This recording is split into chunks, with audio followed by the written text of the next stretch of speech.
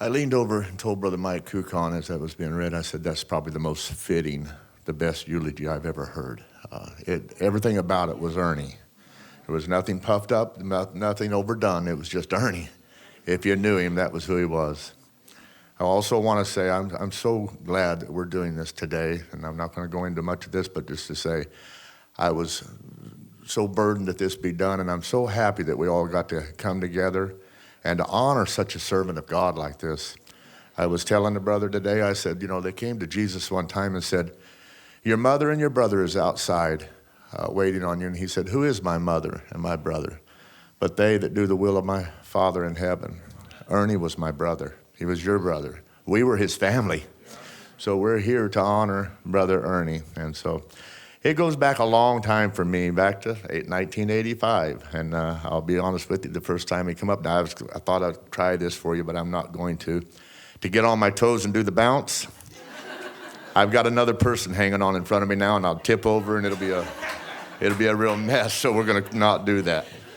But, when you'd meet him and you'd think, oh, that guy's not really for real, but after knowing him for 35 years and he's still coming up to you, tipping on his toes and doing the bounce, you realize that that's who Ernie was. It was real. It was genuine with him. And I was honored to be able to spend quite a lot of time with Brother Ernie. He taught me how to play racquetball, and so we spent a lot of time together in fun and in fellowship.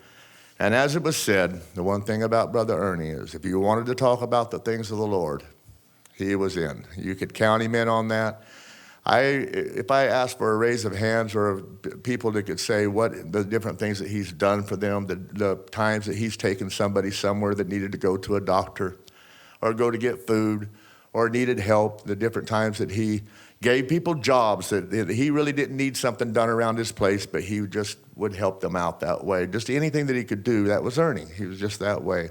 Genuine brother in Christ. Was he perfect? No, none of us is. I wouldn't want my life put on a projector in front of you. But Jesus Christ took care of all that for Brother Ernie and for us here. So I'm so thankful and honored to be able to say he was my brother. When I heard that he had passed, I wept for 2 days. It just affected me in such a way because I hadn't got to see Brother Ernie in over a year. He had come to my wife and mine second. We had renewed our vows, not because there was anything wrong. We just love each other. So, but he showed up to that, and I hadn't got to see him again since then. When I heard he'd passed, my heart just broke. And I thought earlier, what would Brother Ernie want me to say today on his behalf? I would give anything if I could have just put myself out a little bit and went to Brother Ernie, made sure that I stayed in contact with him and told him I love him, told him I cared, and if there was anything I could have done for him.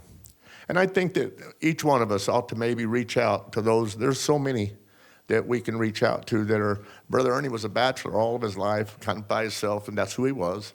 But, there's a lot of people that we've known down through the years that I've made it, after Ernie crossed over, I've made it an absolute mission to try to contact everybody I know. I don't want to go through that again, He was, like I said, he was my brother, and I loved Ernie. I do love Ernie. And I know that he loved each one of us, and I look forward to seeing him again. I know that we will very soon. God bless you.